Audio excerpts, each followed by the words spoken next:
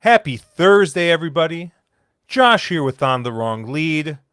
Another episode of On the Wrong Lead Live, where we go ahead and live handicap some of the big racing every weekend. And, this is always a funny week, right? Week after the Derby, coming off the high of having two really, really great cards to handicap.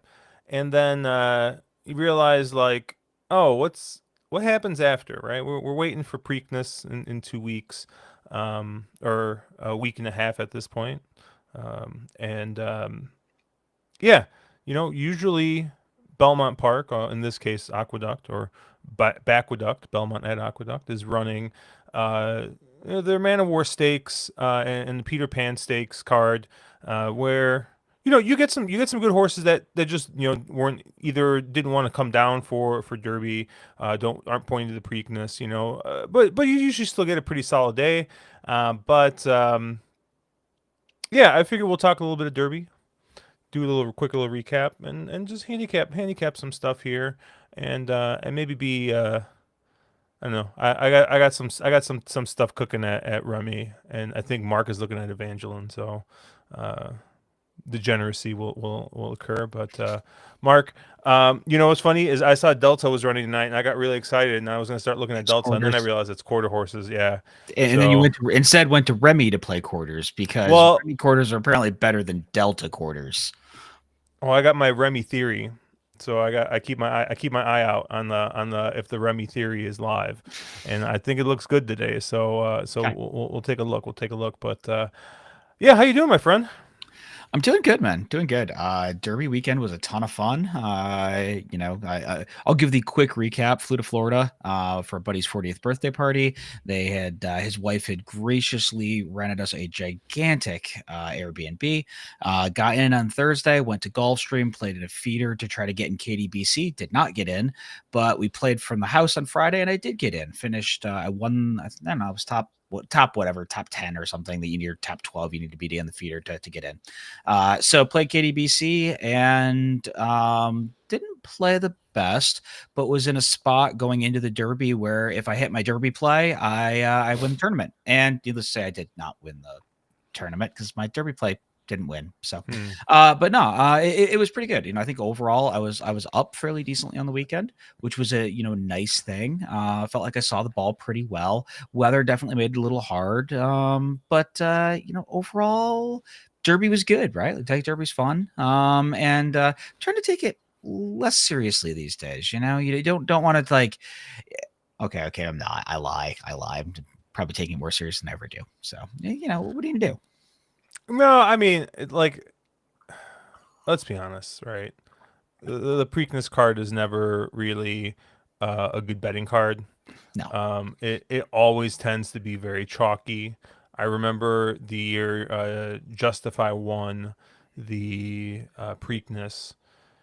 I think the pick six paid like $40. Yeah. Like it was just like it was absolutely just gross. And I hit it on like an $18 ticket. So like I was all right.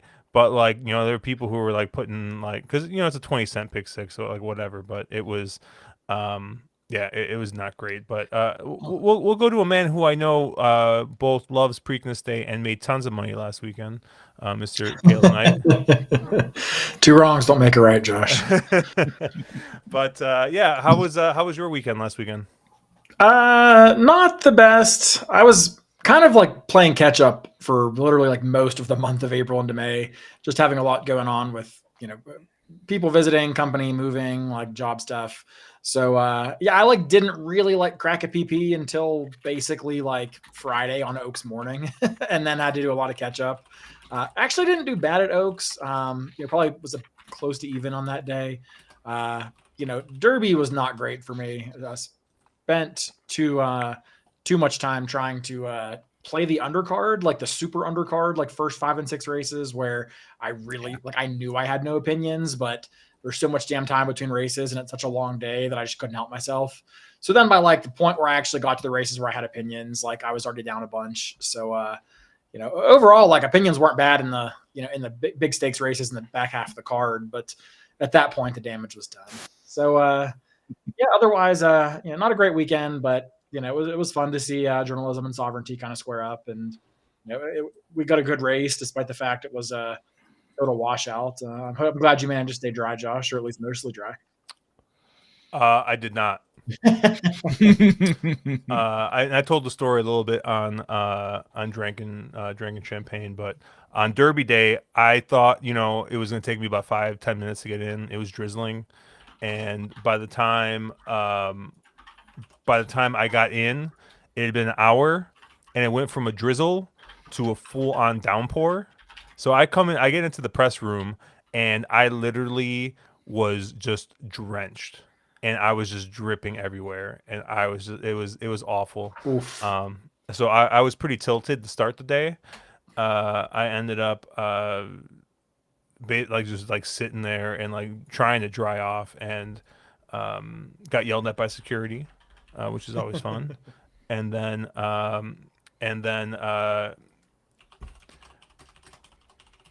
it was it was cool. It was just trying to try and be some kind of use there, and do some stuff for HRN, who was nice enough to invite me out.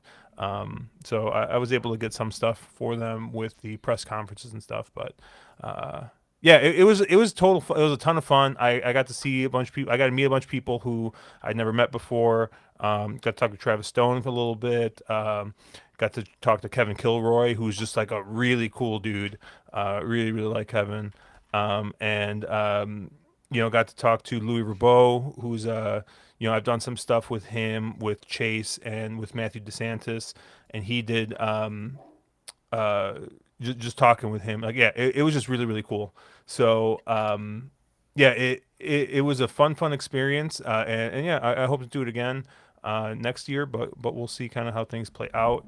But yeah, like wagering wise, I had a really kind of weird weekend where, and Caleb, Mark, you guys this has probably happened like before you guys, where it's basically like I was down a couple hundred. I've been there. Well, I was down basically the amount sounds like today. I was down basically like what I was like comfortable losing, right? But I had a ticket live, and basically to journalism, and if journalism would have won, I basically would have been up like $150, $200 on the weekend. I just kind of let the chips fall where they may, right? Like I'm like, all right, cool. I played a super with journalism on top as well, just in case, right? Just to kind of double down a little bit. But it was basically like a couple $100. Like I would have been up a couple $100, right? Or not, I'm down whatever I was down. So I couldn't be too mad because I felt like I was very, very, very wrong all weekend. And it just so happened that the 3-year-old pick 3 was like the one spot where I kind of had good opinions. So, unfortunately journalism, didn't win. Caleb, you somehow ended up in the situation where you said there were only 2 horses that could win the Derby, and they finished 1-2, and you made no money. Yeah, that was a rough one, especially because I played a super and I recognized the only horse that could beat journalism probably was Sovereignty. And I did have a ticket with Sovereignty on top, but nothing. But the way I structured it was very dumb, and I didn't have Final Gambit and 4th on that ticket. So that was like I said, good opinions, but some poor betting as their card went on. Mark? Yeah, I did a lot of the Caleb in the tournament where I played a lot of the undercard races without any good opinions. The problem is I was playing KDBC predominantly was where my focus was, and that tournament you have 12 races and you have to get in 7 Mandos. So you're trying to find spots and you really kind of have to force them. I think Caleb and I both had our best bet of the day come in. We just were both hoping we would get the 8-1 morning line and not the 2-1 that the horse went off at. We both love the Ben Curtis turf sprinter, who also won, so it was one of those days where you're like, okay, I had some really good opinions. They were kind of chalkier opinions, but they were good opinions. But I got into a spot where going late, I realized I knew a new target where the target would be roughly. And I ended up going all in on a double to Cole Battle, who decided he was going to run his race to the top of the stretch, and then he grabbed an Uber to get home. He may still be running, but hopefully nothing went wrong or nothing went south or anything else. But it looked like he was just very much out of horse top of the stretch, and it was an interesting race. I think we had all talked about the pace complexion in the Derby, thinking there was a ton of speed. Clearly, there was a ton of speed. They went stupid fast early, and we all assumed that the front end would come off. And then I thought that Cole Battle and Burnham Square, who were sitting that pocket trip, they didn't have to weave through trouble. They'd get first run on those tiring, horses, and they would, at least be able to fire the race. But none of them did. And everybody who fired came from a mile off the pace. And it didn't feel like a day where closers was what you I don't know. Closer just didn't seem to be doing terrible. There were definitely horses that had closed on the dirt all card. Seemed like a fine enough place to be, but I wasn't expecting the only horses to be, I think, your 1, 2, 3, and 4. I think actually 1, 2, 3, 4, 5 were all from out the back pretty much early. So fifth was Owen Almighty, who was actually up on the pace. Oh, was he on? Okay. Yeah, which was insane because he was like the least likely winner in the entire field, if you ask me. But he ran a monster race. But your point still stands, but I just wanted to give him credit because he ran a huge race of being the only speeds to be anywhere at the finish. Yeah, I would say I guess 1, 2, 3, 4 then. All were from way out the back. So just an interesting race composition. I know we were chatting briefly before we hopped on stream that the time forms came back really soft. And I think watching the race live, it felt like that. It didn't feel like a fast Derby. It felt like a very sort of soft Derby. So Preakness, well, I don't know if the Preakness will be that interesting. We'll see what actually shows up. But at least the Belmont should be pretty interesting. Seeing, I'm looking forward to this Peter Pan card because this is the normal prep for the Belmont Stakes. So it should be interesting to see, what kind of new shooters, what kind of fresh faces, who's going to spice up this division that kind of, comes forward here. Yeah, I really don't have too much to add. I thought the two best horses ran 1-2. It's a game of trips, right? And I don't necessarily. I know there was the Rispoli had just like an absolutely awful ride earlier in the weekend, and some of my buddies were like, oh, that might be a preview what you're gonna see with journalism coming up, and you didn't really get that. I'm not saying that Rispoli had like a dream trip or anything like that, but like I don't think it was bad necessarily, right? I thought he rode the race fine, and it just Sovereignty was just the best that day. So yeah. I felt it was kind of funny. So I was sitting next to Ed DeRosa, and he was playing in the Kentucky Derby Challenge, and he did very well. He had $10,000 to win on journalism. He said it was his best opinion of the entire weekend, right? And he said his fair line was like 5-2, and I think you ended up getting like 7-2, 9-2, somewhere around there. 7-2 or 4-1, yeah. Yeah, it was pretty close. And so he was like, I mean, this is my best opinion. I'm just gonna fire. And he I think he had like a couple $100 left over, so he played trifectas, basically keying Sovereignty on top with journalism in second. And he ended up hitting the trifecta for like $30 or something like that. So he made some decent money. I think he came out with like 19,000 or something, if I remember correctly. I don't remember. Well, good for him. But yeah, I felt so bad because I I was sitting, I was like, dude, you know what? I'm gonna get a video of him rooting journalism home, like so, like, but like I was like trying to be like just like watch the race, right, and like realize like, oh, might this actually happen? And at the top of the stretch, I was like, okay, there's a chance here, and so like I put the camera and I'm like watching them, and you know, just he's just not making up enough ground. You can kind of tell, but yeah, and so like he was dejected, and then like eventually he realized that he hit the try. So I was happy for him. It was good. It was a good little weekend for him. But yeah, I figured we Before you hop on, a good friend of the show, PDT, he was down and playing the same KDBC tournament as well, and I think he finished just outside the prize pool, but I think he ended up taking home on the weekend. I think he was up like 10K, but he ended up taking like 5,600, something like home out of that, and he also hit that Derby try, and he structured that very well. So that seemed like a good way that people that did well kind of got that home. All the Derby verticals felt really light to me, but I'm trying to like balance that with the fact that I think the win pool was just really dumb. You know, with horses like Rendered Judgment and whoever, you know, going off at 15 or 20 to 1, and, you know, American Promise and Citizen Bull, no offense, Josh. But yeah, I mean, like, to me, like the three likeliest winners probably always were Journalism, Sovereignty, Beza, and they ran 1, 2, 3. So maybe if you consider it a chalky trifecta in that sense, like it paid okay, but getting like $48 I think back on the exacta, and I think the super for $1 paid like 1,600, and like when I saw the raw win odds, I was expecting to see, you know, 35 or $4,000. So everything felt a little light, but maybe that's just a discrepancy in the win pool versus the verticals. I think it was just way too formful, right? Like the top three horses basically finished 1, 2, 3, right? And like, yeah, no, I mean, well, like Citizen Bull, like I think I kind of mentioned, like for me was just, I mean, was not a huge play for me, but I was just like, you know, I don't know, man, just in case something stupid happens, and you know, we're gonna be sitting here like, oh, I can't believe we didn't, you know, bet Baffert going wire to wire in here, but. Yeah, I thought it was a good race. You know, it's a shame that you know, Bill Mott's not going to go for the Triple Crown.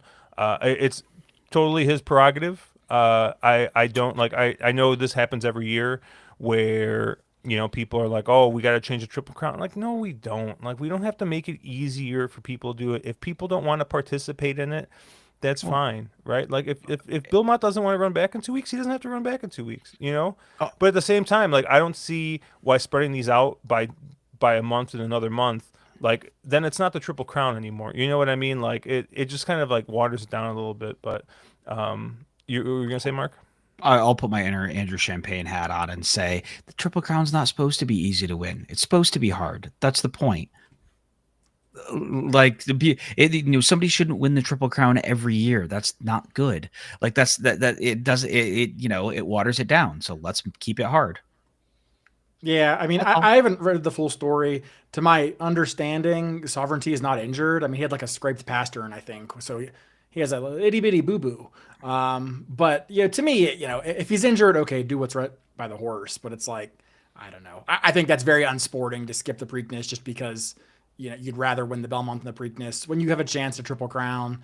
I don't know if it's Bill's call or, you know, Godolphin or who, but for me, that's kind of, you know, that's a bummer. It's unsporting. You know, it's bad for the sport in general. Assuming the horse is sound, I think he should run. I mean, shit, horses used to have a prep race between the Derby and the Preakness. Yeah, I like at the same time though, like right, if he doesn't want to do it, like now, like here's a difference between like me saying it, right, and you know, I saw some people who work for Churchill being like, he's doing right by the horse. Of course he doesn't have to run. It's like, yeah, you can say that because he ran in your race, right, and he's not running in your competitor's race, like, right, it like we get it, but yeah, you know, the Preakness, like it, you know, we're gonna talk about Preakness next week. You know, I think from a betting perspective, it's, I don't know, I never feel like it's a good bet. I feel like it's always a real chalky day. And you know, but you know, you get a lot of good horses that's still running there. And the Preakness is going to be interesting. The Preakness pool, future pool closed I believe right before the Derby ran, and I bet Rodriguez at 11-1. And now that Sovereignty's not running, I feel like that's a good bet again. We'll see if he makes the gate this time. But actually, I was sitting next to Mark Midland, and Mark's like, "You have to bet it. Like you have to bet Rodriguez again." Big Chief Ross is just coming in. The Preakness sucks. I mean, Yeah, the Preakness is fine. It just is what it is. I understand why people don't love the Preakness because of what it's sort of become. People don't want to ship to Pimlico to a track that runs like 4 days a year or whatever they run there. I totally get it, but it is what it is. But I actually wanted to talk CB4U2 wins comments about Naira and the rain and everything else. Forecast has actually improved. It looks like tomorrow is going to be a washout, but it's probably an inch of rain tomorrow. But the rain should be over. They're calling for some light showers, kind of overnight. But the rain should be over by really early morning, like 3 or 4 a.m. So there's a chance that some of the races could come off. But I with how it's carded, I mean, they can't take the Man of War off. They'll have 0 horses. And something like maybe race 6 comes off, but I would imagine 8 and 9 both stay on. So I don't think it'll be a terrible day. I don't think it's going to be a sloppy, mushy day. I think it'll be a decent racing day and somewhat light carded. yeah, our Stephanie's saying Pimlicle's a shithole. I agreed. Yeah. Caleb, as someone who probably among the three of us is probably the closest expert to the Baltimore area. Well played. Have you actually been to Baltimore? I've been to Baltimore. I've never been to Pimlico or Laurel.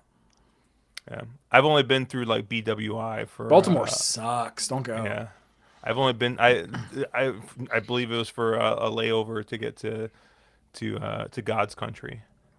Saratoga one time. But I thought you meant Mountaineer. Okay. no, that's real God's country. But does Southwest have a direct for you? Why would you be laying? It does. It was weird though. So It's they used to have 2 or 3 to Albany, and then they cut it down to 1. And I think what it was is in order to get in early enough so I could get to the track, I had to get a layover. You do realize there are other airlines that fly between Albany and Chicago, like Yeah, direct. but Caleb, what did I have? He has a gift card. I had a gift card, man. I got to use the gift card. It's tough, dude. So my family loves Southwest. I don't know what's going to happen now with all the bullshit changes and stuff they're doing, but I get just inundated with Southwest gift cards. And so I usually, like, at any point in time have like $250 in Southwest gift cards. So it's just like, but now, like, they're not always the cheapest, like, flight. And now they've gotten so expensive in some ways where like for Florida, Mark, when I was kind of on the fence whether I was going to be going to Kentucky or to Florida, I was like comparing flights, and like with the gift card, like I had like I think $250 in gift cards. Like it was basically saving me $50 over flying another airline, and like in that case, like it's just stupid. Yeah. But dude, yeah. I ended up going JetBlue direct out of Albany. It was $179 round trip. Yeah, JetBlue's great, but we don't. And we don't JetBlue was great. have JetBlue out here. I'd never flown JetBlue before, and I was like, this isn't that horrible for a budget airline. I was actually kind of shocked how good it was. Yeah, JetBlue flies to Vegas, Mark. Ooh, I mean, April, for anything that where I'm going to spend that much time in a plane, I'll fly like a real airline. April 2026. I'm gonna force you on. I thought we were going in December. Oh well, I think we're going in December too. But my 40th birthday, we're definitely going. But what dates do you come to Saratoga for? We will see. Because I mean, if you can go to Vegas twice in rapid repetition, you can also come to Saratoga. Yeah, that's true. Hang out with Caleb and I. That's true. See, the nice thing about Vegas though is I just pay for the flight, right? Like I don't have to pay for a hotel in Vegas. Saratoga, though, you're still paying for a hotel in Vegas. It's just, I guess, they're extra hoops. That's come on, don't kid yourself. Yeah, if Naira caught me a hotel, I would do it. Hear that? How much I put through the windows? How much I put through the windows there? But anyways, all right. Enough talk about hotels. Let's take a look. So the Man of War, Naira does a good job with this kind of stuff when they don't get a big field, even if it is kind of the marquee race of the day. They put it in the early pick five. So they kind of ended up doing it here.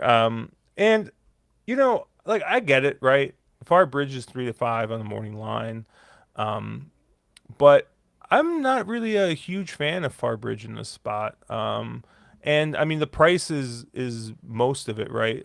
I think this is just kind of a case where I think there are other horses that are just as fast as Farbridge, and you're just going to get much better of a price. But that's kind of how I high level how I kind of looked at this. Mark, what did you think? I think if Farbridge brings his A game, he's the best horse in the field. I just have some question marks if this is the trip that he really wants. He's definitely a type that seems like he can run all day. But this trip's, he seems to have gotten better when they stretched him out and, moved him to that, 12th furlong distance. And I don't know. Maybe there's that short. Their eighth shorter isn't a problem for him or whatever else. But it just feels like I want to try to beat him here. There's a race here with very little pace in it, which I don't know. These marathons never have any pace in them, right? But I thought there was just I don't know. He's going to be very short. I would imagine he'll be more like, I don't know, 1 to 5, not 3 to 5 in this field. And it's going to provide some value in other places. So, I took a look at a couple of horses. If I played something and was playing this sequence, I would probably use every horse not named Farbridge in this race. I thought the most interesting horse was the 5 Decanted. For Calbrian, a horse that has some speed, but I was capping the race and like, oh hey, look, this horse can be on the front end and has some figures that are competitive going this distance and a little bit of an interesting horse. And then I saw that Irad was up, and suddenly Irad on a speed horse, and I went, well, that's much less interesting. But the other horse that I thought was at least a little bit interesting in here, is the one horse Anglophile, who, is not. It was a horse that hasn't really kind of won in forever, but is running into some, I don't know, maybe less talented company in here than some of the last few races, and I don't know. I guess I was really trying to invent a horse that I liked in here. I guess I'm just kind of against Farbridge, and I want kind of coverage to everybody else, and I'll structure it out. Well, I won't know how the track's playing, but just kind of structure it to a little bit everybody else in the field. Oh, it's good to have the soundboard back. Yeah. Okay. I mean, I know I'm hitting the alert, but I also like Anglophile here as my second choice. But yeah, I kind of saw it the same way, Mark. I think that there's a chance this gets stolen on the front end. I think that Capture the Flag is probably the horse that's more likely to do it, just because of the fact that, you look at Irad getting undecanted, and like, yeah, this is a horse that's been running faster, shorter. But Capture the Flag has at least shown that he can go this distance and steal it on the front end. And Johnny V's done it. And honestly, you look at Irad rode this horse last time, and what did he do? He rated the horse when the horse had a second and a first, 2 times before with Johnny V up, where he was on the front end. So I don't know. I just I think trust Johnny V and this horse a little bit more than I do the 5 Decanted, trying to get this widest on the front end.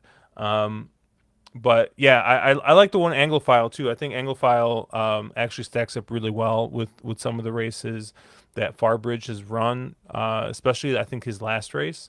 But yeah, I mean, if Farbridge runs his A game, he's going to be tough to beat. I felt like last year it took him a little bit to kind of get going, and we really didn't see him in top form until Saratoga. So I don't know. I mean, I get he won the Pan American, but that wasn't necessarily a real tough field. But and then like I said, I decided to rate Capture the Flag in that race, and I think it just kind of, I don't know why he was fourth in that race, but Yeah, I like Capture the Flag. I'm gonna try and beat Farbridge with the 4 and a little bit of the 1. Caleb, where did you land? Yeah, it can be kind of quick. I agree that if Farbridge shows up with the anything we saw from him in the second half of last year, he probably wins this race. I'll probably try to beat him. I just think he's going to be such a short price.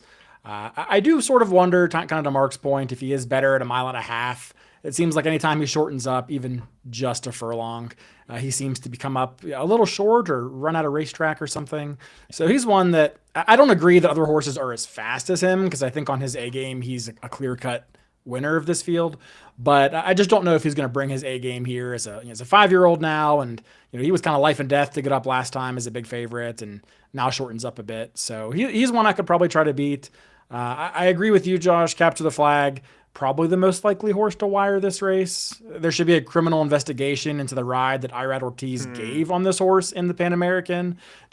On paper, the most lone speed of all lone speeds, and he does whatever it is that was, and finishes last. So no surprise here that Johnny V gets back up, who gives much more aggressive rides typically and is a lot better on the front end. But the one horse that I'll probably have somewhere is actually the number 2, Padiddle, who awesome name, and probably the longest price in the field, maybe besides Mark's 5, depending how they bet this race. But this is a horse that doesn't look great at first. But if you kind of accept the premise that they've just been running him in the wrong spots, namely he doesn't want to go 1 mile on the dirt, his 3 turf races, he's never missed the trifecta, including last time when against Farbridge, he finished a pretty decent third. He lost a bit of ground in the stretch there, but I also sort of wonder, speaking of a mile and a half versus a mile and 3/8, if he's actually going to be better suited to the slight cutback to a mile and 3/8. That's the distance at which he broke his maiden. Whereas if you look at both of his mile and a half races, he kind of made that big move into the stretch and then ended up losing a bit of ground in the last call. So I just wonder if this trip works out better for him. You have to kind of wonder, can going from, Lionel Reyes to Flavian Pratt be a 3 or 4 length difference, especially in a 3-turn turf race in New York? I wouldn't put it past him. So he's one that is lightly raced and relatively unexposed that I'll probably take a shot at a nice price. Yeah, and also with the fact that Pratt is winning everything on turf right now in Naira, and I just mean literally everything. I think I watched the turf on would have been Sunday and today, and I think he's won every single turf race. So yeah, he's riding pretty darn well right now.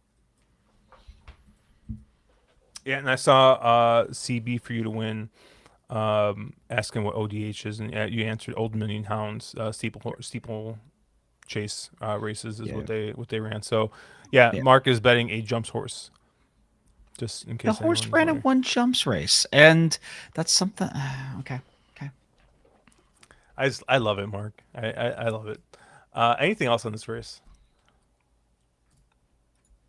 All right, let's move on to the star of the show. This late pick 5, and I know you guys aren't super high on this. I think. Mark, you said that there's a couple free squares in this sequence, so I'm curious to see what you kind of thought here. But we'll start with race 7, the John Nerud here. We got a field of 6. Your morning line favorite is a 3. What you talking about? You get 3-1 on Full Moon Madness, 7-2 on Anarchist, 4-1 on Surveillance, 8-1 on Silver Slugger, 30-1 on O'Connor Sunset.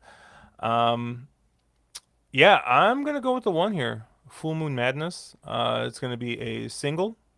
That's the only horse I'm going to use. And I'm curious, Mark and Caleb. I haven't seen the runbacks on that January 25th race that the 3 What You Talking About ran, but that number feels like an outlier. I think Timeform had it as like a 127. Right? That can't be right. Can it? The runbacks sort of make that fig look legit. I think the bigger question is can this horse run back to it after such a monumental move forward and now coming off Lasix? Was it bias aided? I think there's more questions about that, but the runbacks have been pretty good. But go ahead, Mark. No, I was just going to say that figure seems to have come out of nowhere. Either this horse took a monumental step forward in, I don't know, a month and a half, or the figure is suspect. If you're saying the figure is legit, okay, but I realize it's been a while, and but this horse kind of screams like you're supposed to bounce off that kind of an effort. I don't know. I mean, the horse is definitely usable. I don't have anything against the horse. I don't know who, I don't know who the gelding was beating that day. And also, Wes Ward's horses can be just super fluky, where they can run a massive figure and then just completely no show in their next race. Like that's what his horses do. And at a short price, that's just not a horse I'm super interested in. I thought there were two horses, and I'm kind of shocked that Josh lands on the one, given the fact that Kendrick got off the one to ride the 4 for Linda. I thought the 4 I horse love Manny Franco. Everyone knows I'm the biggest Manny Franco fan. I did not say anything negative about him today. You said you had a single in this race, and I'm like, oh, he's gonna single Kendrick. Cool. I mean, like, because that would be the horse that knowing you and knowing what you like, I figured you'd be all about that 4. But no, I thought the 4 Surveillance was a pretty interesting horse.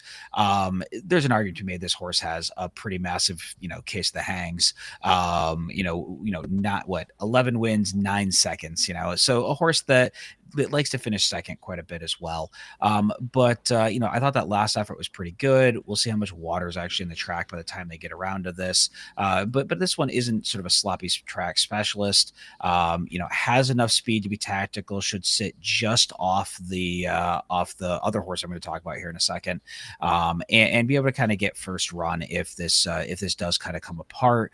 And I thought that the horse has been in really, really good form. So we'll see, but I thought Surveillance was interesting, and I guess the horse I'm probably the most interested in is the Tampa Shipper. And I just want to see Caleb's face when I say that. Oh, there it is. Okay.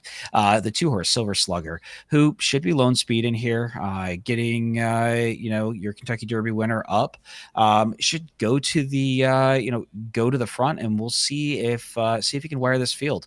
But, recently this horse is 6-8 lifetime, 3-5 going this trip, has a ton of speed, on these days where the duct has gotten wet and is drying, very often speed is extremely good, and this is your speed of the speed. So I think there's a chance that Silver Slugger just goes to the front end and doesn't stop.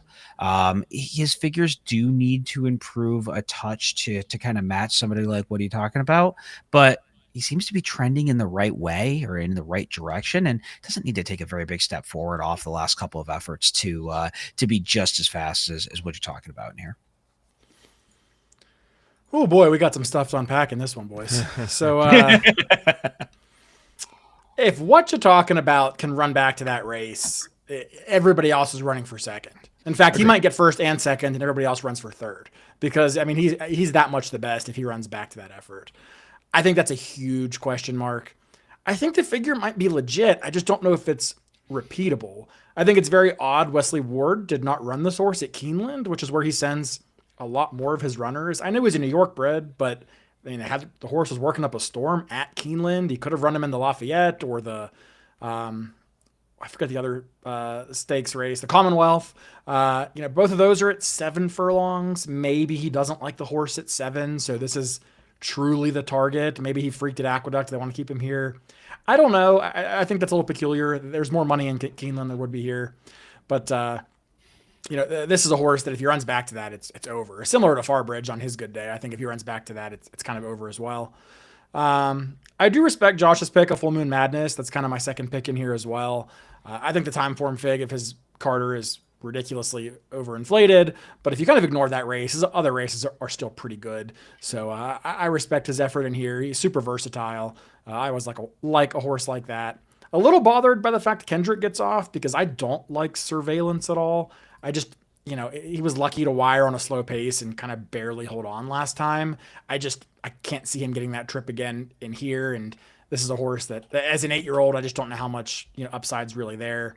I don't know if Linda got a win today, but she's kind of been over for the meet as well. So, this Tampa Shipper, I like this horse at first, but the more I kind of dug in, I mean, the 2 races this horse was off Lasix did not hit the board.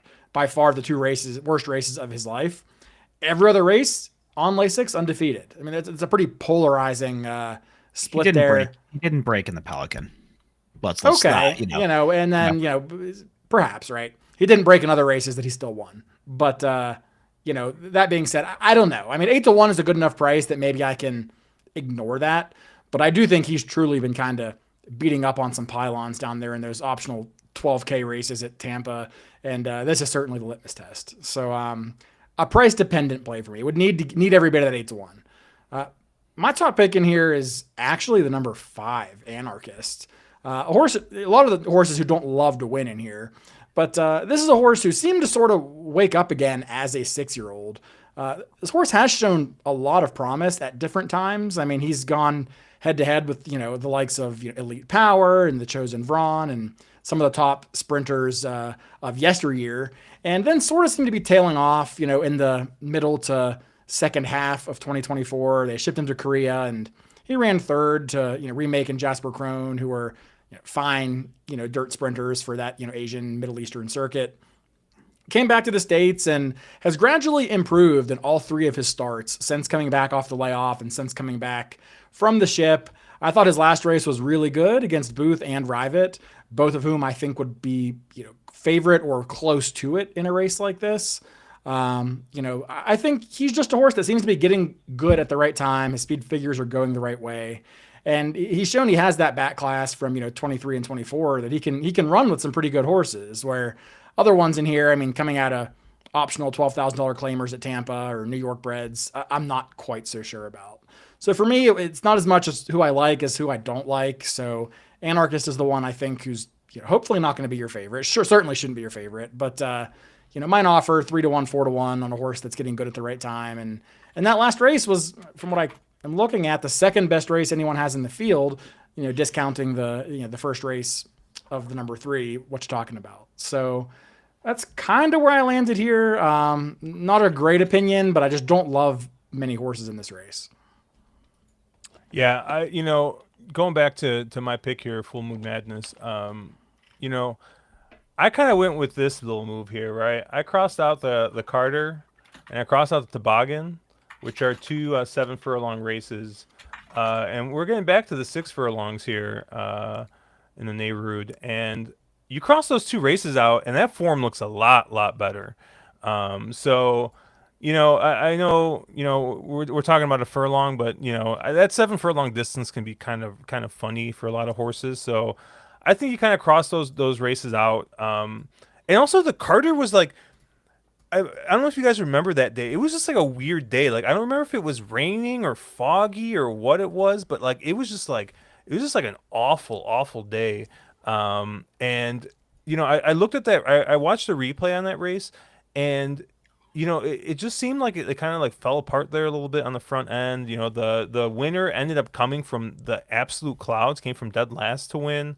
Full Moon Madness was kind of on the rail the entire time, and or at least inside, and just seemed to kind of like back, like at the top of the stretch, the horse still looked okay, and then just like basically faded to last. So I don't know if the inside was bad or what was going on, but I don't know. I definitely wanted to cross the line at least through the Carter. The Toboggan was fine, right? But like I said, you cross out those 7 furlong races, and this is a horse that looks really good. And I mean, even if you go back to 23 and 22, I mean, had a couple of bad 7 furlong races. I mean, obviously ran second in Nashua. They're going to the 1-turn mile, but I just thought that you could kind of make cross a couple lines through there. And of course, Manny Franco always just gives the best rides when I back him. And so I have nothing but utter confidence in the ride he's going to give on Full Moon Madness this weekend. Really like it. Stephen Fox saying now Josh watches replays.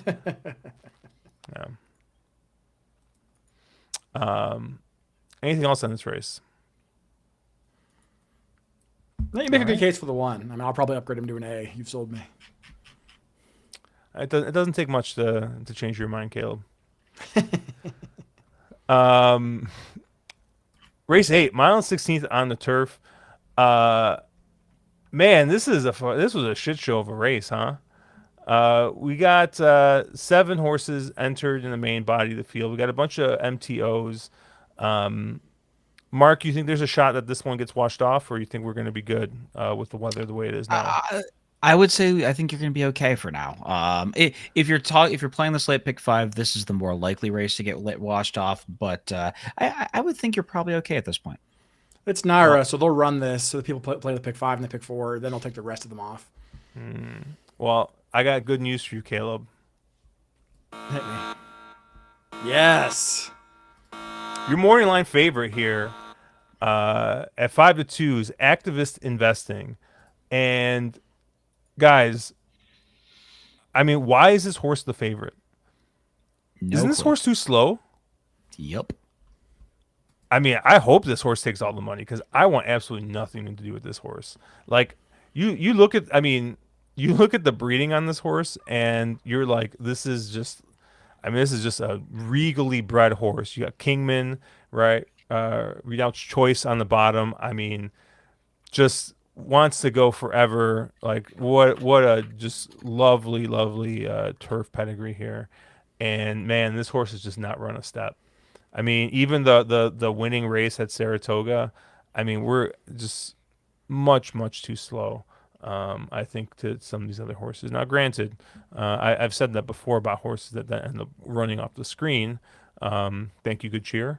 But yeah, in this case, I just don't see it. I think this is the type of favorite that you need to try and beat. This is not a horse that I need in any of my tickets. I landed on 2 other horses. I think the 4 Enlighten makes a lot of sense in here. Brisnet really likes this horse in here, and I was kind of confused because the Brisnet speed figures don't look great, right? It's first on Prime Power, which is kind of like the power rating system that Brisnet uses, and I'm like, why? Like, I don't really get it. I looked on Timeform, and this horse looks a lot better, I think, on Timeform. Definitely, I think you look at the last 2 races, and this is a horse that was up on some pretty speedy paces there. I mean, 23-2, 46-2 going a mile at Gulfstream. You get Flavian Pratt aboard, and you kind of look back at some of these other races where the horse was, I think rationed out a little bit better, and the horse ran much better. So I think Flavian is, we already talked about how well he's riding the turf. I mean, how well he's riding, period. Yeah, I'm using Flavian Pratt here as an A.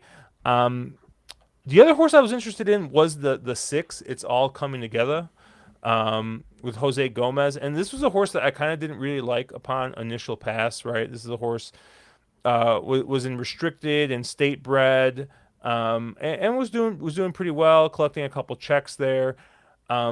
But then, ran a pretty nice open allowance race here at Aqueduct last fall.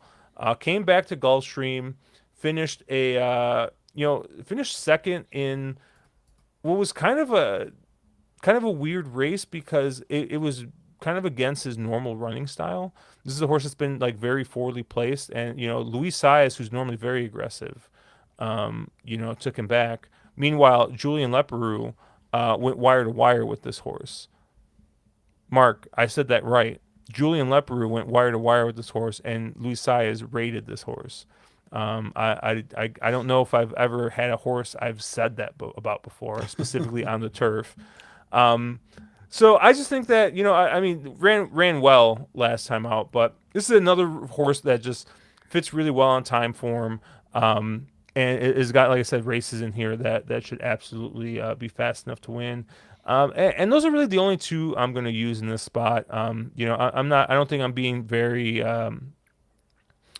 crazy. And like I said, I wouldn't be surprised if the 4 ends up actually going off your favorite. But yeah, I hope Activist Investing takes a ton of money because I just want absolutely nothing to do with this horse. Caleb, where did you land? Yeah, we're pretty close, Josh. I do like the 6. I agree with you on it's all coming together. This is a horse who, some of those New York bred races were losing to the greatest turf horse in America right now, Spirit of St. Louis. So, take that for what it's worth. But yeah, I mean, I think if you had Flavian Pratt or Jose Ortiz, or this horse would be 9 to 5. But the fact that it's Jose Gomez, you are getting some implied value there. So I think this is a horse that can make his own trip, can get the lead, but more than likely sits just off. As long as Jose times his move properly, I think this is your most likely winner. I didn't know what to do with Enlighten because I didn't like his last race. He just seemed very flat, and I was kind of expecting to see more. He had a great trip and just came up super empty. In the race, 2 races before that, I was a little more impressed.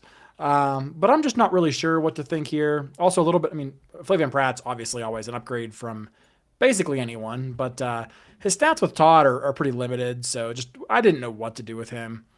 I agree with you. Activist investing is a throwout. He races like twice a year, so enjoy seeing him now because you won't see him again until 2030. And then the other horse I am going to use is actually the number 3, Magical Ways. So yeah, I'm using Ruben Silvera and Jose Gomez in a turf race in New York. But honestly, this horse's turf form is really good. I mean, despite the fact he has 0 wins, his turf figures are among the best in the field. His race at Saratoga back in July of last year is the best in the field, and it's not even close. I mean, that was against, Taking Candy, Tidal Forces, Irish Aces. Those are all horses that have gone on to win stakes races, cash some high-level allowance races. I mean, he's just been keeping a lot better company than most of these and just hasn't quite, been able to, get home. But I don't think he's a bridesmaid horse or anything. He's done very well on the dirt. So I just think he probably has had a habit of catching some slightly tougher fields on the turf than he has on the dirt. Hasn't won in a while, I recognize, but I think you'll get every bit of that 5-1 and probably more given the connections and the lack of turf success. But I thought Magical Ways is another one who can sit that mid-pack trip and, has the figures on turf that make him competitive in here.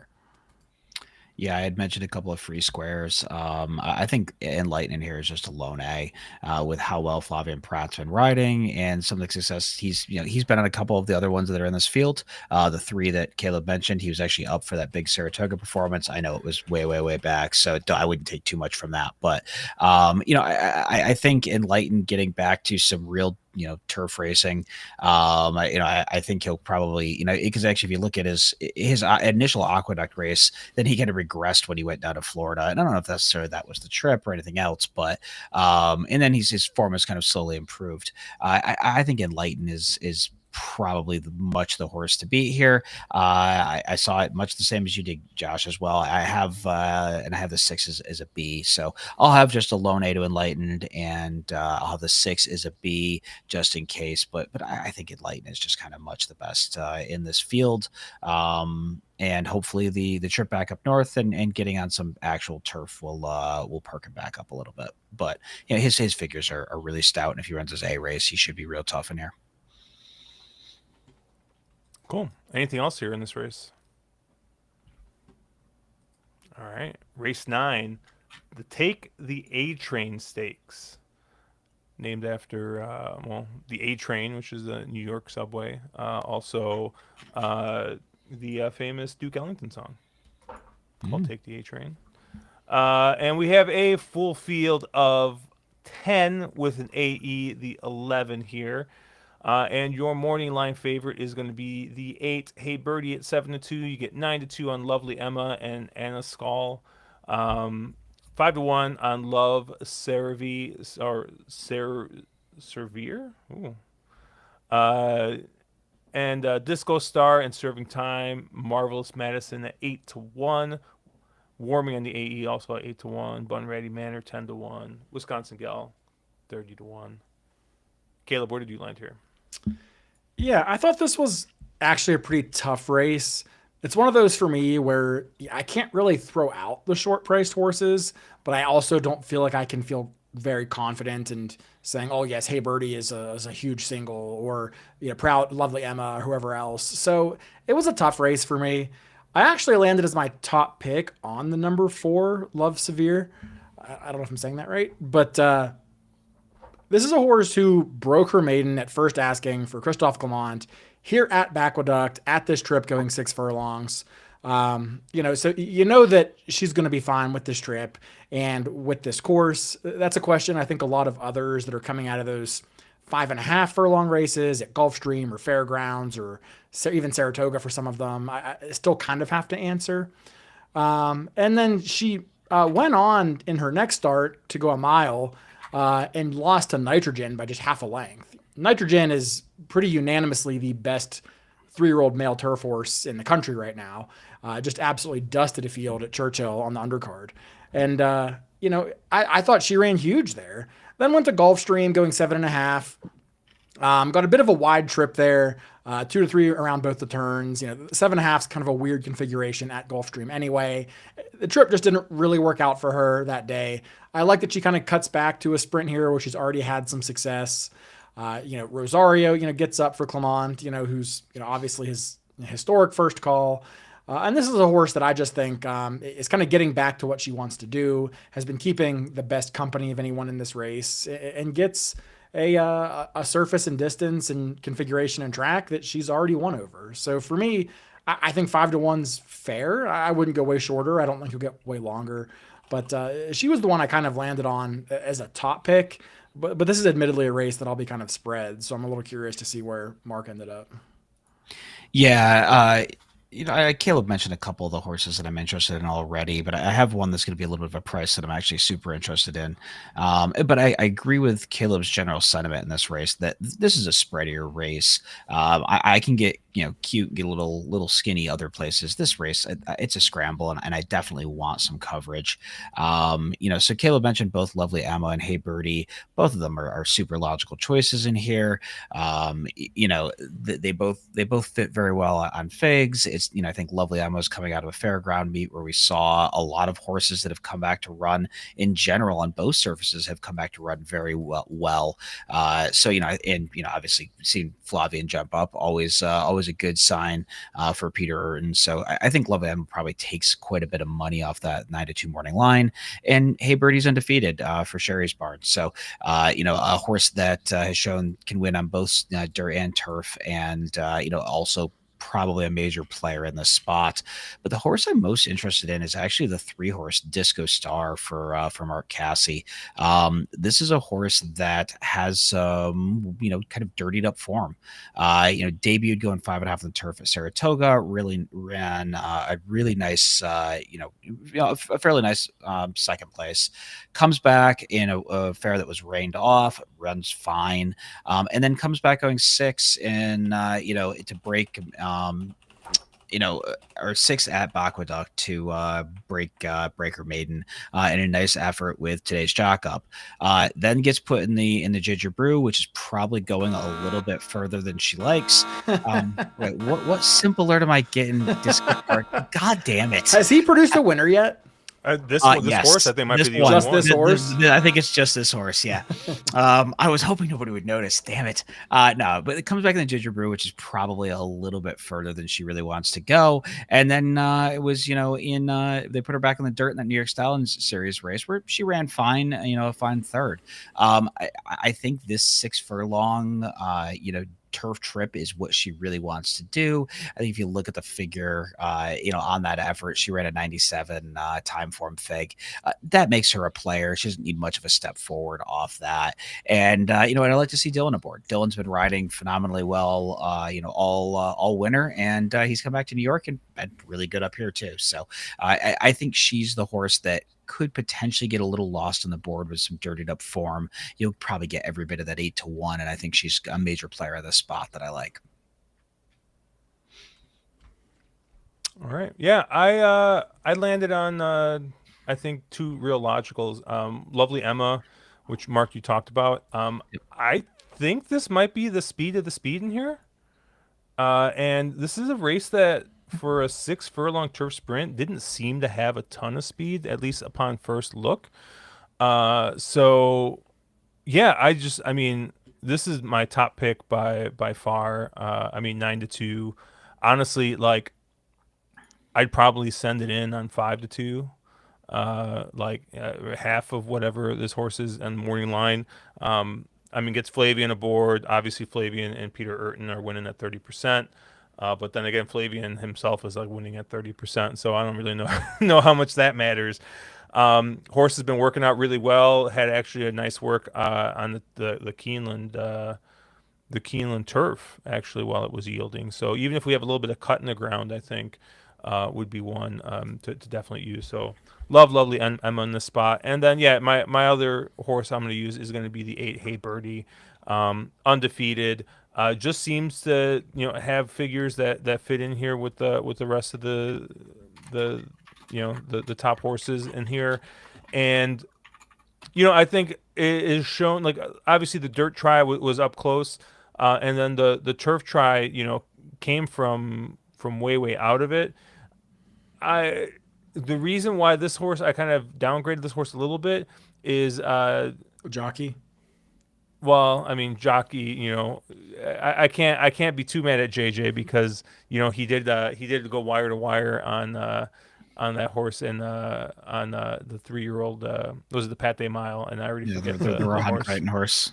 The McLean, was it McLean's Music in the slop, right? He's like a 20% sire or something in the slop. But yeah, I that fairgrounds race, which came back really well. Man, we saw a lot of horses close at fairgrounds on that turf. So I don't know if that was just, maybe the course carrying a little bit. They went 22 flat, right? So yeah, and the figure, like I said, the time form figure comes back and looks good. But I think that was kind of like perfect setup for the horse. I think the horse is fast enough, but I just think that there's not as much speed in here. So that's kind of why I have that horse as kind of a B type, and why Lovely Emma is going to be my top pick in here. But those are the only 2 horses I'm going to use in here. Other horse I thought was a little interesting, we should probably at least quickly touch on. Needs a little help to get in the field, but if you actually look at a couple of these races, there's some stakes racing that's going on down in I don't know if it's Pimlico or Monmouth or one of the other Mid-Atlantic tracks. So I would imagine a bunch of these are going to scratch out and go to those if they're not as well highly thought of. So I would imagine the 11 Warming does get into this field. It was a horse that was pretty well thought of. Was a horse that I'd heard about up at Saratoga, and they never did get a Saratoga start. It ran a really nice effort down at Aqueduct. First time out, and I think if this one draws in the field, yes, you're getting Manny, yes, you're drawn to the parking lot, and probably needs to step forward, but it is a horse that I think is very interesting here. Anything else in this race, Caleb? No, I mean, I agree with you on Lovely Emma, especially if we get some of the scratches that I think Christian posted. Some of the speed scratches out, and that really makes Lovely Emma it look pretty tough in here. So yeah, nothing else to add. All right. Oh, yeah, Christian said Bunratty Manor and Serving Time are scratching out. So that's the 9 and the 1. So I would assume the 11 is going to draw in then, Warming. I didn't really give that one much of a look. Did you, Mark? That was the horse I just talked about. Oh, sorry. I was betting Charlestown. Race 10. I thought it was an MTO, so I kind of skipped over him as well. And I realized he was going to eat afterwards. Yeah. I'm hoping a lot of other people do that, and I get way better than that price if she draws in. So. I think you will, but I think you make a good case there, Mark. Race 10, the Ruffian. Grade 2, going a mile here for fillies and mares, 4-year-old and up. And we get a good field of 11 in this race. Your morning line favorite is going to be the number 10, My Main Squeeze. You get 9-2 on Sterling Silver. And yeah, I mean, it's a pretty flat board. A lot of horses at 5-1, 6-1, a lot of 8-1s in here. So I think you're gonna get your price on who you like in here. Mark, where did you land? Again, another race that I thought you need to kind of spread, or at least I need to spread in here. I'm sure Caleb has a really sharp idea and can single here, but no, this just felt like the kind of a race where you want a lot of coverage. There's a few horses in here that I want no part of, like Catherine's Wheel, who I hope takes a ton of money just off from connections. I thought, I think my top 2 or top 3 choices would be horses like Sterling Silver, who is a horse that fits very well in figures. I also had written down headline news with Dylan drawn way on the outside, which I think is the other Chad in the race, who's a horse that sort of seems to be trending in the right direction and keep taking little steps forward. And I think people scratch their head at Dylan up for Chad, but they actually have phenomenal numbers together. They're 32% the last year. So I thought the 11 was really interesting. But the horse that I think most interested in, that I'm sure Josh also absolutely loves, is the rail horse, the one. Take the money, honey. Who's a horse that is coming off from a nice effort in the offgoing at Laurel. So clearly a horse that can handle both a fast surface and a little bit of water. Has won 3 or 4 a lifetime. And if you believe that last out Laurel figure, and honestly, this horse seems to be trending in the right direction. Every start has become a little bit faster. But if you believe that last out Laurel figure, that horse is every bit as fast as some horses that are going to be half the price in this field. So I thought Take the Money, Honey with the bug up I guess I shouldn't know if he's necessarily he's getting 2 pounds, so I'll call him a bug. With the bug up is pretty interesting and probably my top choice in here, because I think that one gets a little lost on the board and could potentially wire this field. Caleb. Yeah, I largely agree with Mark. I do think Take the Money Honey is super live in here. Has improved in every start, super lightly raced. You should be controlling speed from the rail with the, I don't know if Ruiz is still an apprentice or not, but to your point, but anyway, with a jock who likes to go anyway, and is a good speed rider. So I think this horse definitely fits the race. And then the other horse I do like is Sterling Silver, who, if the race does tend to kind of come apart, this is the horse I would probably trust most to come running late. So those are kind of the 2 horses I land on with the most confidence. Might be the first time I ever got that. Yeah. Otherwise, there's a lot of horses in here who could win, but I just look at them. I look at a horse like Gunsong, who, she made her, claim to fame by just losing to Torpedo Anna. But nothing else that she's done is probably good enough to win this race. And she's probably better going 2 turns than she is 1. I don't know that I really like her that much. My Main Squeeze, she's fine. She's consistent. She likes Aqueduct and she likes this distance. She's one I'll probably include, but it isn't like she has to win this race either. I just thought, this is a difficult race for me. I'll probably use the 1, 4, and 10. And then beyond that, I had a hard time really landing anywhere with any confidence. Yeah, I am not using the 4.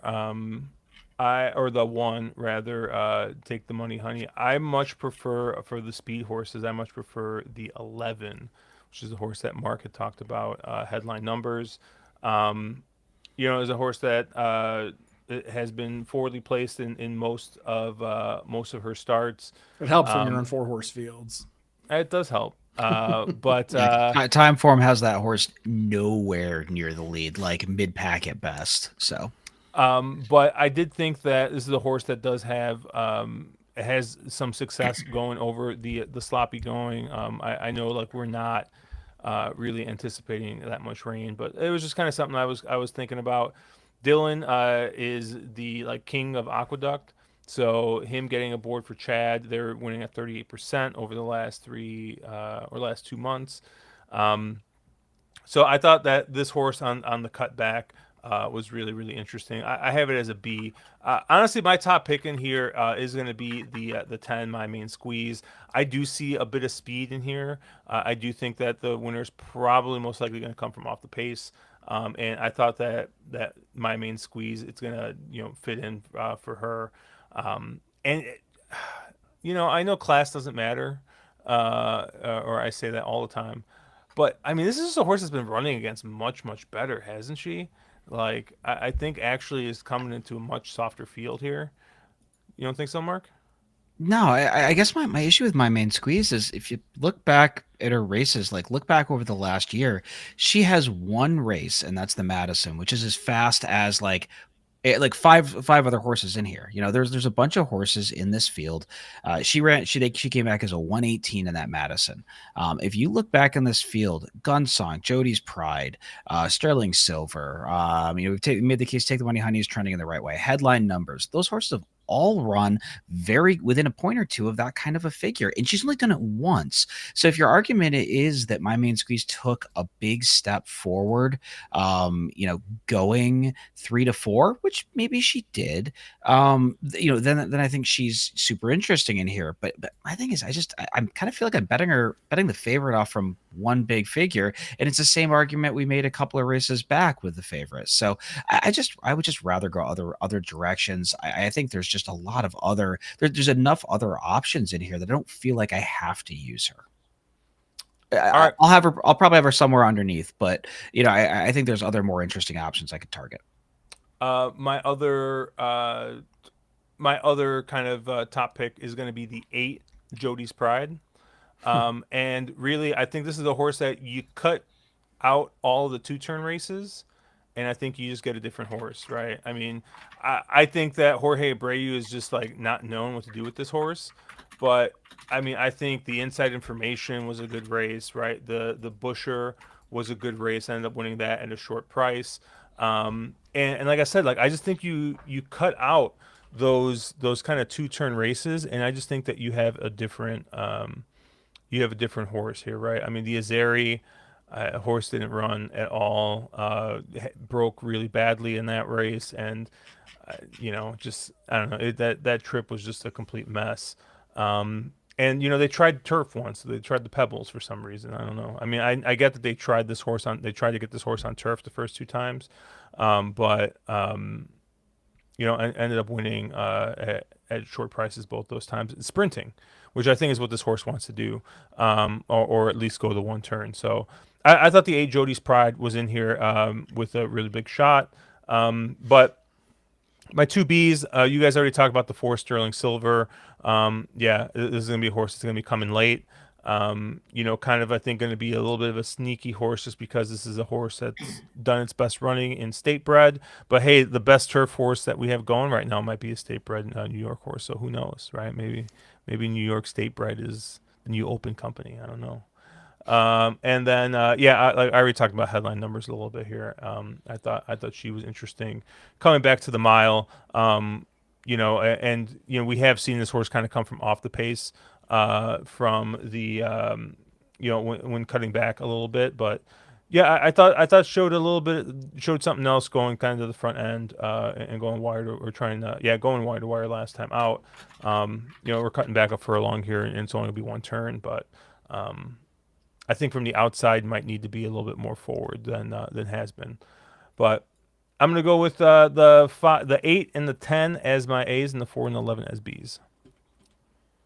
Jody's Pride is 1 race away from a breakup letter. I'll tell you that. Yeah.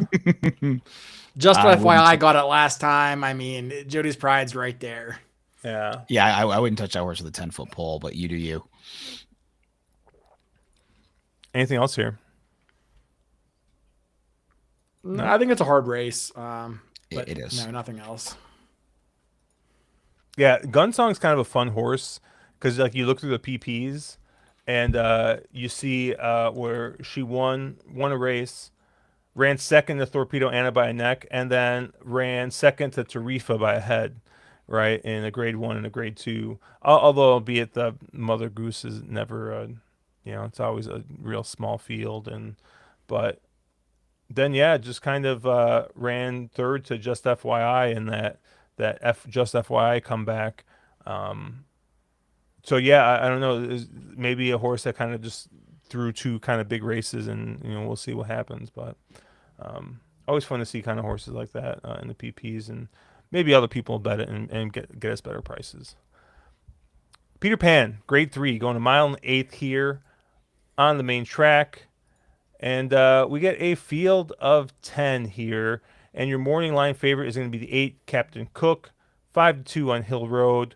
And then you get 5-1 on Vassimo, 8-1 on Surfside Mood, McAfee, and Uncaged. Double digits on the rest. Mark, where did you land? Yeah, this is the other race that I thought was kind of a free square. I think the race kind of begins and ends at Captain Cook. We saw, there's no Rodriguez, there's no Grand in this field. He should be the controlling pace, in this field if they want to put him on the lead, or they can, clearly just kind of sit second or third and let somebody else go to the front and kind of, maybe somebody like a Vassimo or someone like that, and then just kind of pounds late. I think this race really goes through Captain's Hook, and he's just a lone A for me, and I don't really know after I talk about him. It feels like there's a lot of horses in here I kind of know, and I want some of the outsiders. So I'd rather hear kind of what you guys think of this, because I thought he was much the best. And then sort of when I have to jump to other horses, I'm getting really creative to get there. You want to go first? Or you want me to go first, Caleb? Well, why don't you go first? Captain Cook's nowhere. Yeah, I'm with you. There's only one horse I want coming out of the wood in this race, and it's not Captain Cook. But I don't know, man. I don't think finishing 4th by 6 3/4 behind a horse that I've never even heard of in Passion. Is it Passion Rules? Like I get it. Rodriguez, won that on the front end, but this is the horse that ended up like trying to chase what was I thought a fairly moderate pace. They only went 47.5 and just kind of, lost a bunch of ground there. I mean, the withers look good, right? So I get it. Maybe, maybe the horse needed that race off that little break. I don't know, but at 2-1, and it's just not for me. I like Hill Road coming in here. I mean, I see Flavian Pratt get aboard. Maybe I got to hit the Flavian Pratt simp. I don't know if I still have that one up here somewhere. No, I don't have it. Oh, darn. I'll hit the alarm though. Yeah, I thought Hill Road coming in here. Honestly, like I look at the way Owen Almighty won that race last time out. I think he's a better horse than we originally thought. But I mean, Hill Road, like he closed and he passed some horses, but that was a pretty slow pace. I mean, Brisnet has got this as a very slow pace. I think Timeform had it coded blue. So I'm kind of channeling my inner Murphy and just see a horse kind of closing in on blue fractions and passing some horses. So I like Hill Road in this spot. I don't think I'm really sticking my neck out super crazy there. But the 5 McAfee I thought was an interesting horse because I thought that his trip was kind of weird last time out. I think he got the full Joel Rosario experience that last time. And now I see a jock switch to Johnny Velasquez, and I think you're going to get a little bit better of a trip. I mean, Joel, I think, was like trying to save ground, and I think just kind of ended up making a mess out of that race. And I think there's a good reason why he's not riding this time out. So, I think of the horses coming out of there and the horses from the Ditro barn in the wood. The one I want actually is the 5 McAfee, kind of coming out of a bit of a troubled trip. And I'm curious, Caleb, I know you're a big troubled trip guy. Did you see the same thing with the 5 McAfee, or are you going elsewhere? I'm going elsewhere, but I don't hate your opinion on McAfee here. I think Blinkers On is really going to help this horse, and I think the jockey change is also huge. I mean, Johnny V, for all the shit I talk about him, is arguably the best jockey this horse has ever had, and I think he fits the horse. He's going to get him in the race a little bit earlier with the blinkers going on. So I don't love the pick, but I definitely see where you're coming from, and I think you'll get a more than fair price for sure. Just hope that nobody sees the pedigree on that horse, or else you're just gonna take all the money. Yeah. You know who the big sister is, right? No. That's a Fulda Torpedo Anna. Oh, that's funny. Oh, that's funny. A foal? Is she by Cloud Computing? I feel like she's not. Is she? With how it's written up here, it sounds like a full. Maybe she is. That doesn't seem right. But No, Torpedo Anna is sired by Fast Anna. yeah, I was gonna say that doesn't sound So right. it's a half, yeah. It's a half. It's a half. Okay, sorry. So same dam then. Yeah, same damn. Okay, that's what they meant when they. Okay. Well, where do you land on, Caleb? Oh man, I hate this race so much. I think that Hill Road is going to win a really nice race at some point this year. I just think that race is probably like the Hall of Fame on turf at Saratoga and not the Peter Pan at Aqueduct. So I just think this is he handled the dirt in the dirt in the Breeders' Cup. The Breeders' Cup juveniles turned out to not be a very good race. You know, in the Tampa Bay Derby, he had, yes, it was a slow pace, but he got blown by Chance McPatrick, who we know sucks. So I just don't know that this is the spot for him as much as I want to get there. I think this horse has ability. I do. I don't know that there's not much speed in here, and there's just question marks for me. So, yeah, I mean, I think he wins a good race. I just don't know if it's this one. Captain Cook, I'm with you, Josh. I've never thought this horse wanted 9 furlongs, and I don't care that he won the Withers. I still don't think he wants 9 furlongs. He folded pretty bad in the Wood Memorial in a race that was won gate to wire, and I always kind of hate taking the what I call like worst of the speeds in a race. Who in a race that was wired, the horse that couldn't keep up. Rodriguez may be fine, Grande may be fine, but yeah, to your point, passion rules. I'm not convinced. I just don't think this horse wants to go this far. I think he got a really comfortable trip in that Withers and his maiden score for that matter. And I'm very skeptical of the time form figs out of those races, or all the figs, I guess you could say. But we'll see. I mean, maybe I'll be proven wrong because the pace should set up for him here, but I just don't know that he really wants to go 9 furlongs. That being said, like there was no one in this race that I looked at and I'm like, oh yeah, like I love this horse. So I kind of like break some of my own handicapping axioms to land on a few picks here. You know, one of the 2 horses I've written down is the number 1, Vassimo, who is a Pletcher Irad horse who's got wins at Gulfstream in Tampa. But I don't think his Louisiana efforts were all that bad. I mean, the Magnitude day when he lost in the Risen Star, I mean, the track was playing really funky that day. Magnitude ran like a 160 buyer or something crazy. And like, you know, it was just he came out of a weird race that day. I mean, Magnitude drew off and you know, won by as many as he wanted to, but Vassimo did come out with a bit of a Z pattern. I mean, he lost literally 3 positions and 8 lengths and then repassed 3 horses then late. And then Louisiana Derby, he just, you know, again, showed some improvement late, again, kind of running a similar Z pattern-esque, not as noticeable, but, you know, a kind of race where he, you know, lost positioning in the middle part of the race and then kind of re-engaged late. He just seems like maybe he's a bit of a hard horse to ride or a bit of a quirky horse. Maybe he didn't love, you know, the trips he was getting. Maybe he doesn't like the fairground surface. I don't know, but he's at least one horse in this race that is fast enough to win on his day. He's tactical and when he wants to be. You know, obviously, you're getting Pletcher and Irad, so it's not going to be much of a price here. But he's one that I am kind of like squinting and saying I could maybe see it. And the one that you guys will never guess that I would have is actually the number 10, Lordship, who is the last out maiden breaker at Tampa.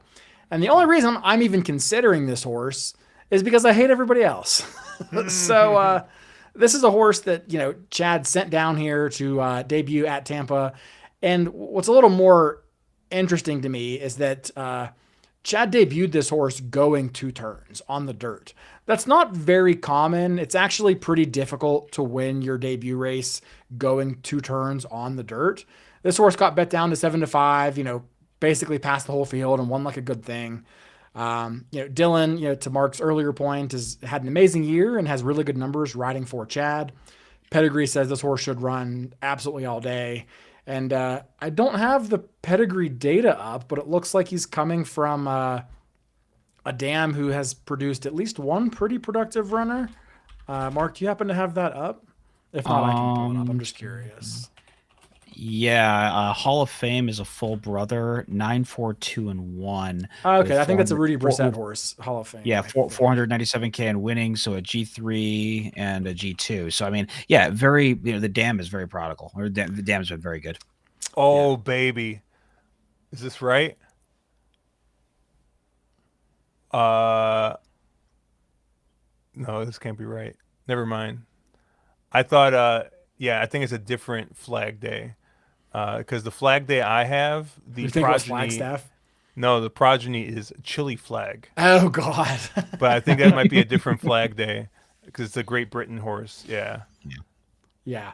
that's so funny. Yeah, I mean, a bit of a stretch play, just taking a shot at a horse who certainly needs to improve, but certainly should improve in a race that I just don't trust very many of the short priced runners. So, yeah, I ended up on the bookends here, the 1 and the 10, in a race that I really don't like. Yeah, I also did like Lordship quite a bit. I hope nobody was going to talk about the horse because I figured that'd be one we would loop around to. I'd mention Yeah, I know you didn't think I would talk about that would horse. dunk all over me on that horse, and then it would be funny, No, but I think the other thing with Lordship is you just got to kind of think trainer intent. Chad Brown is a very high percentage trainer. You become a very high percentage trainer by putting your horses in spots where they can win races. These aren't, why is he here if he's not really live? He's got the pedigree that said, he should be live and and should like this trip. So now I thought he was really interesting just from that sort of unknown quantity. It's a Chad who hits at a high percentage, and he's in a spot, and I thought that Tampa race was quite nice. So I think Lordship is a pretty interesting sort of fresh face in this group. I think who bought this horse? Oh, never mind. I was like, what the heck? So yeah, maybe that's is Hall of Fame. Was Hall of Fame the also a gun runner? Is also a gun runner?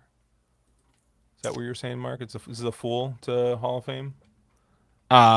Yes, a full brother Hall of Fame. Lone Okay. Sib Race is the full So brother Hall of Fame Hall of was like Fame. the $1.2 million purchase. I was gonna say, yeah. This is this dam. I just like looked, Caleb, and this is yeah, tons of it's got, I believe, good magic is bred to this, and there's another real big. So yeah, this looks like maybe this is gonna be maybe this is a live one, but I don't know anything else in here.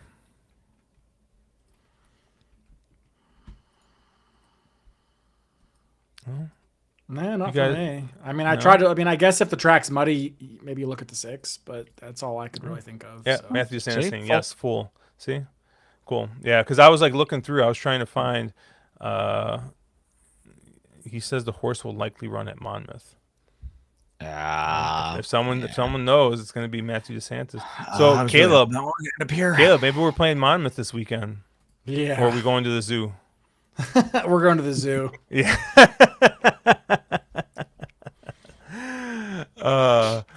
Yeah, I don't know. You guys look at anything else for this weekend, or gonna be I pretty haven't. light this week? I haven't yet. I mean, they're calling for a washout up here Saturday. The rain's going to end downstate quite a bit earlier, but we're supposed to get rain all day. So I will probably be firing away someplace. I'm not sure quite yet where it's going to be, though. Yeah, nothing for me. Still kind of have that, that week between Derby and Preakness is always kind of like Derby hangover a little bit. Yeah, So, it is. it was even a struggle to look at this, to be honest. So I probably won't look at too much else. I'll be looking at like baby kangaroos and stuff instead. Yeah, it's a busy weekend for me. So Eve called, what did she call it? Oh man, I forget what she said, but she basically said like this is gonna be like a festival because we got 3 straight nights of plans, so it's gonna be a busy night or weekend. Matthew saying the 2-year-old turf sprint stakes at Gulfstream Park looks interesting. I'll bet the Wesley Ward horse. I haven't looked yet, but yeah, I don't know. It's always an interesting week, right? You get a little bit of the hangover effect a little bit, but yeah, thank you guys for checking in and hanging out with us. Obviously, we are on the wrong lead. Check us out on thewronglead.com, at wrong_lead on Twitter. I'm at Cherry Drank. Mark is at Two Turns. Caleb's at CalebWVU. We do this every Thursday night, 8 p.m. Central, 9 p.m. Eastern, where we cover some sequences and stakes racing on Saturday. So make sure you check us out. Make sure you like and subscribe. And good luck. Let's make some money. And I don't know. Mark, you got anything interesting to say? Now.